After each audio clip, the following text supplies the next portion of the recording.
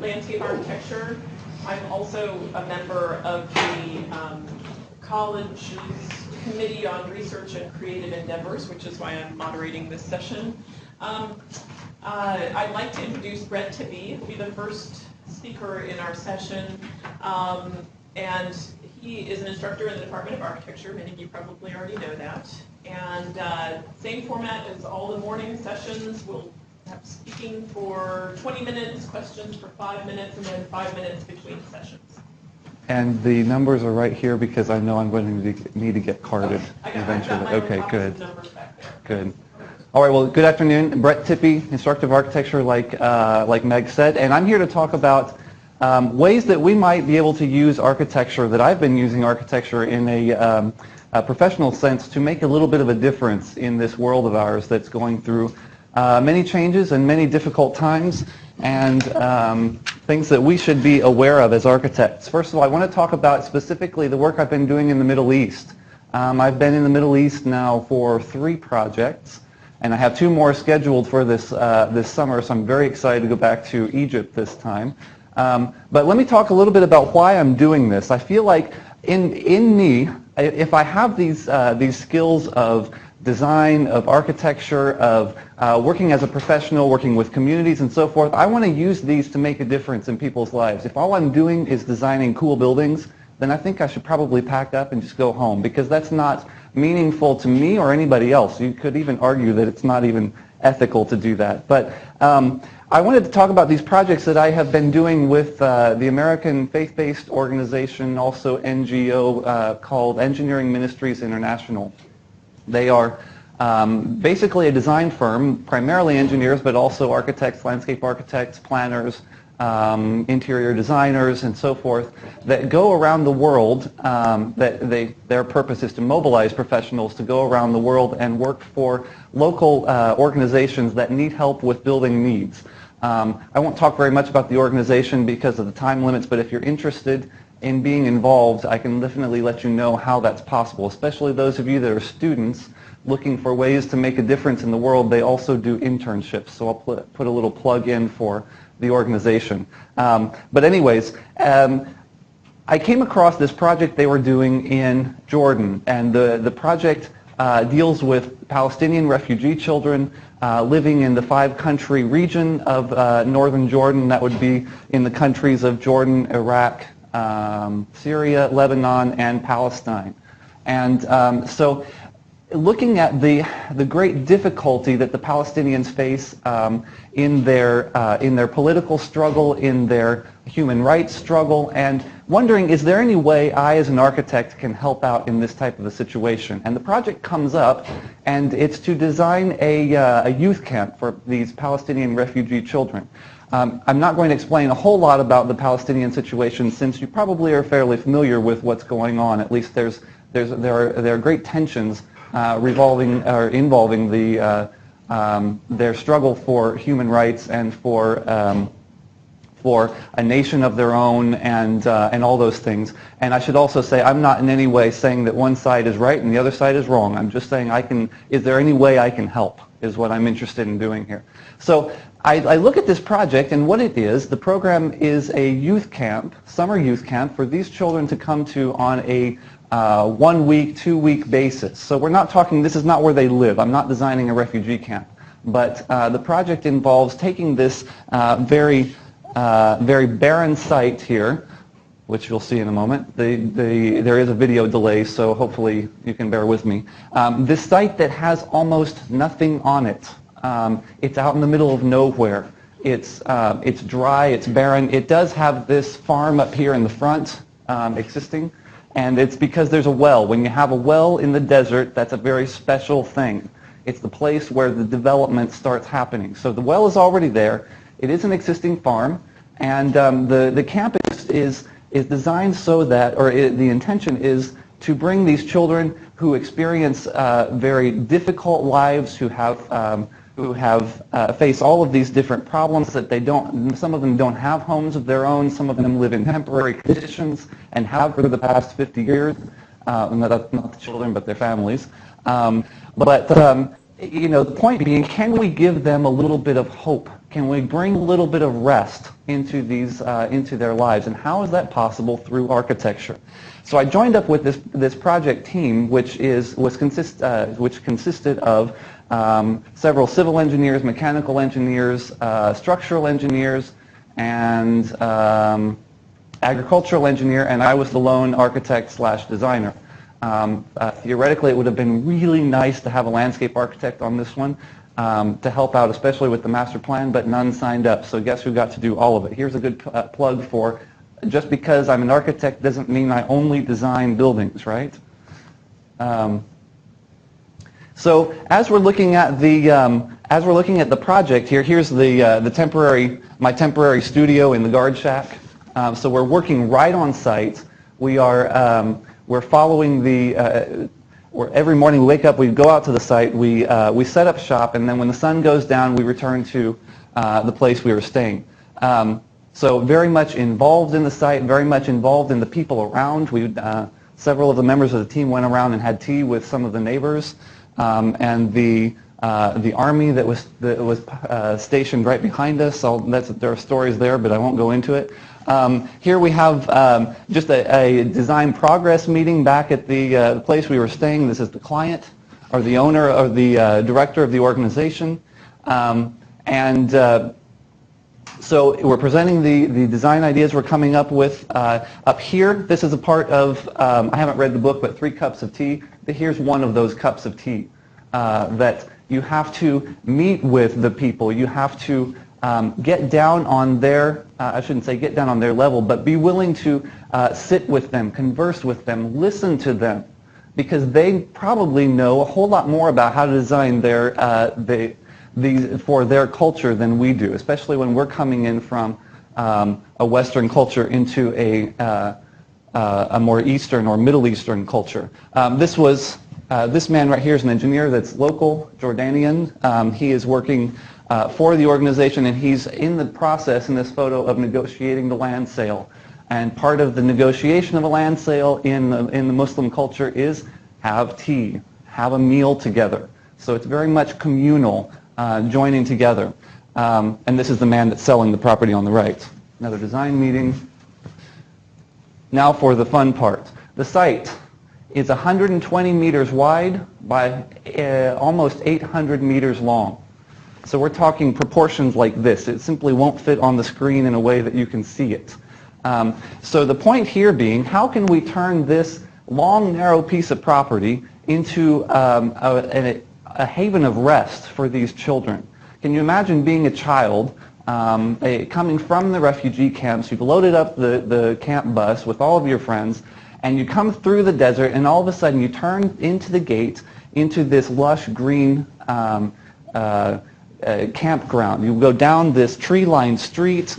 There's a fountain here, which in this desert situation would be a symbol of opulence. All of this, of course, possible because of the well. This sort of 9-square organization of the meeting hall, the dining hall as the central pieces of the camp, and then it goes further towards the more private zones of the dormitories and the other residences.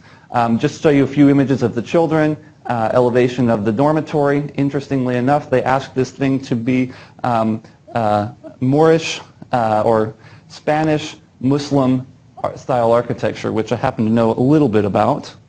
I won't go through that, but we take the project all the way through probably the beginning phases of design development, and then hand it off to a local engineer or architect to take through the rest of the processes. That way we are helping the organizations with the needs that they have that they may not be able to find with a local design professional, but at the same time not stealing the work from the local design professionals that need it more so than we do. So that's one project, and I'll let you ask questions about that later, but what I wanted to do is show you the next project. Before I get into this one is quite another hot button. This one is in Beirut. It is for the Armenian Christians living in Beirut, and I'm not in any way intending to say that the Armenians are right and the Turks are wrong, or vice versa. I'm just saying that there is tension between the two, and how can an architect have an impact on this sort of situation? Finally tonight, the century on Friday. Listen to this from the New York Times.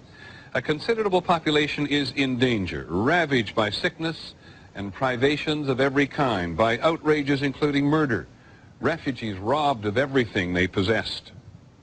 Does it sound like the ethnic cleansing in Kosovo? Actually, it's from an article 84 years ago about the forgotten genocide. Tonight, the Armenian massacre.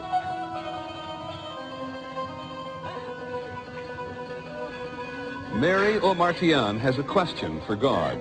If there is God in heaven someday, we're going to ask a question to him. Why? What did we do that you caused the whole trouble? It is sometimes called the Armenian Holocaust, and one of its perpetrators, Talat Pasha, is known to Armenians as the Turkish Hitler. Look at what is happening now to the ethnic Albanians in Kosovo, and you can follow a line that leads, finally, here, to the near annihilation of the Turkish Armenians in 1915. It was, quite simply, the first genocide of the 20th century. The Turkish ruling elite proceeded to destroy the Armenian population, 2 million people. And this was done by massacre. It was done by deportation. It was done by rape, plunder, murder of the most appalling kinds.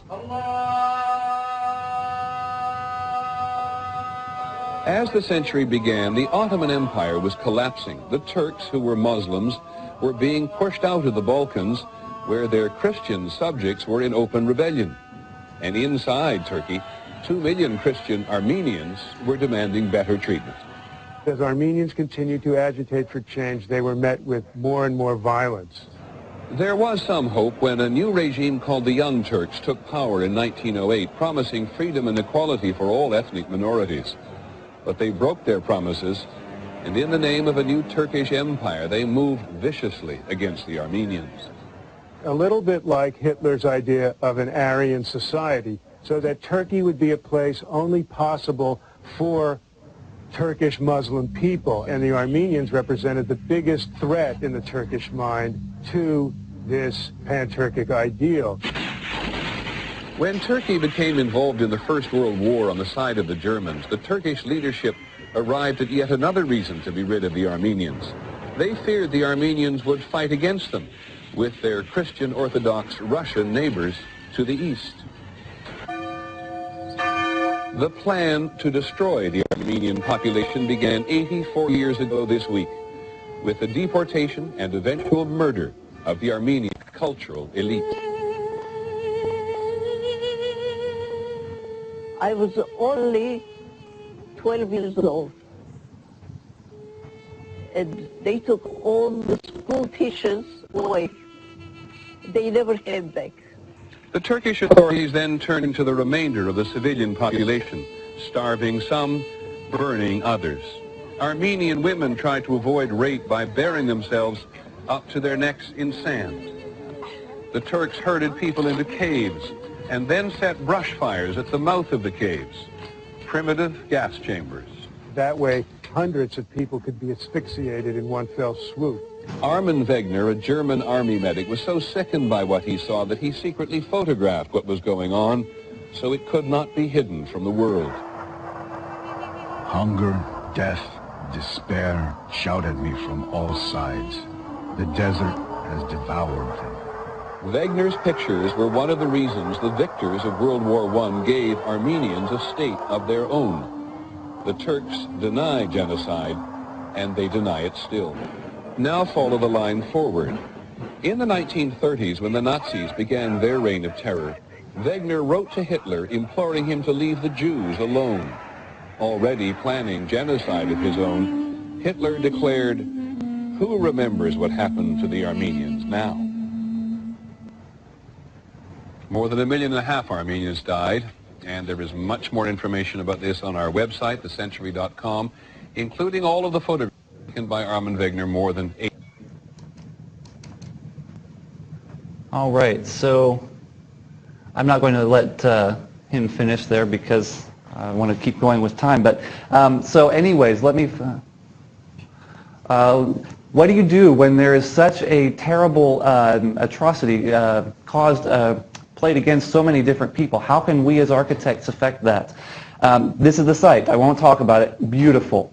On the outskirts of Beirut, many of the Armenians fled to Beirut or Lebanon in general because they found safety there. Problem is, 1975 to 1990, the 15-year civil war in Lebanon, as far as I understand, the Armenians were not specifically involved in one side or the other, but they were torn apart by the different forces that were in the site or in the country. So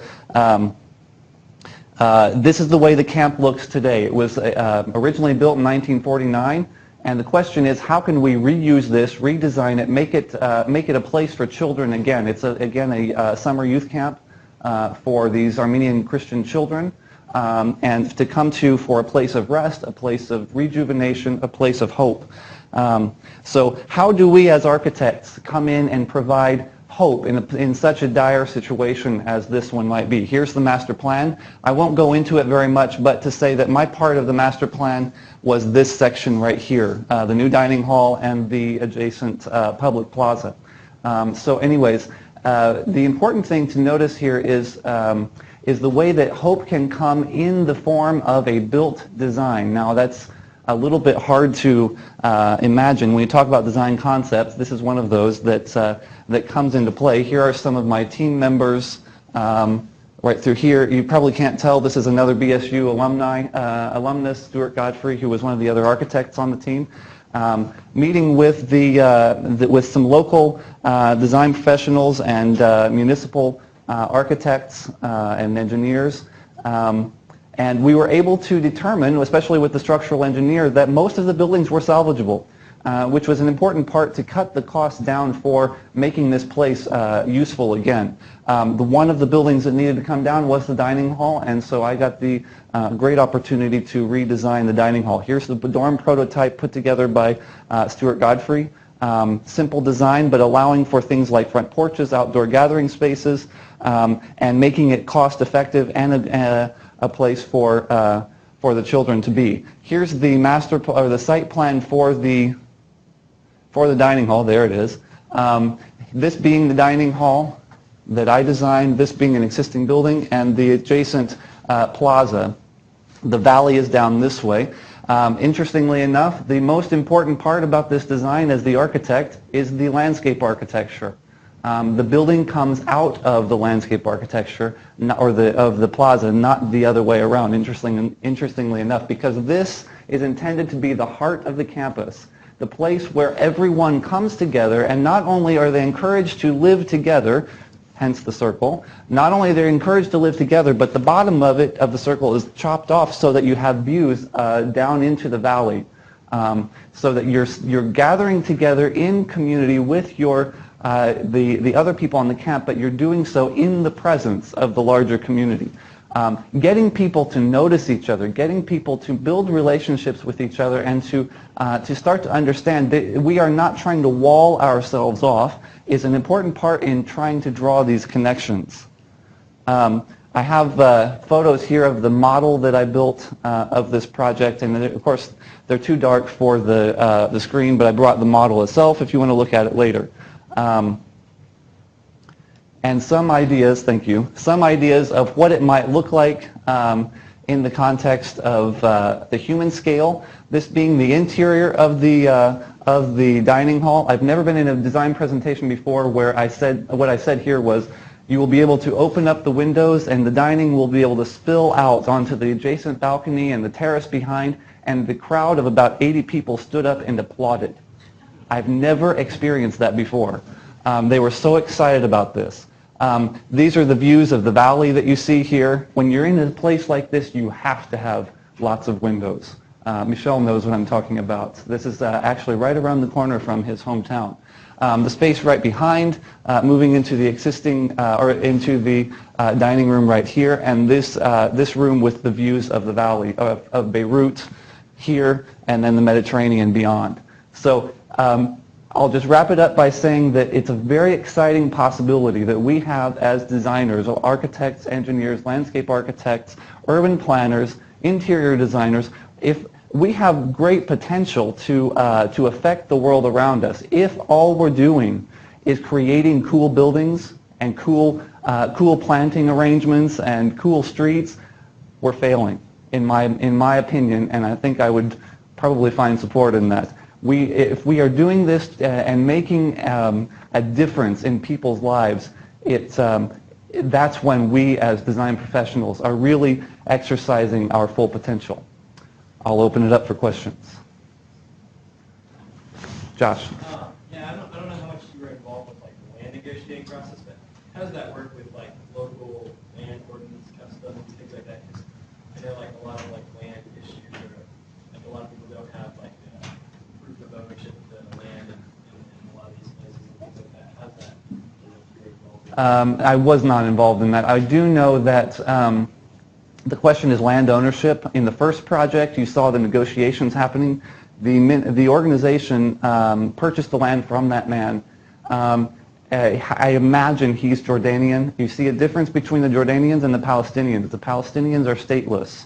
The Jordanians have a state. They have a citizenship.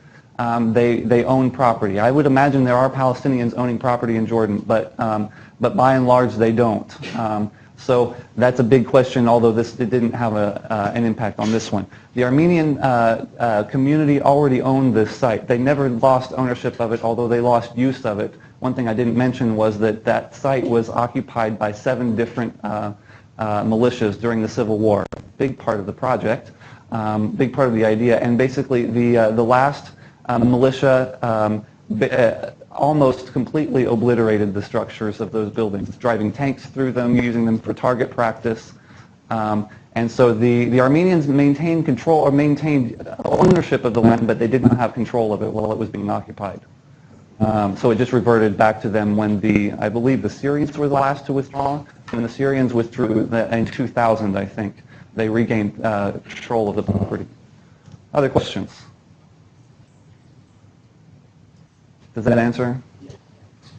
If you are, as students, if you're interested in interning for this firm, I would look it up, emiusa.org. I don't get paid by them, so I don't have any problem advertising for them. But great opportunity. We have several CAP alumni and students that have done and are doing internships with them. So it's a great opportunity. All right, thank you.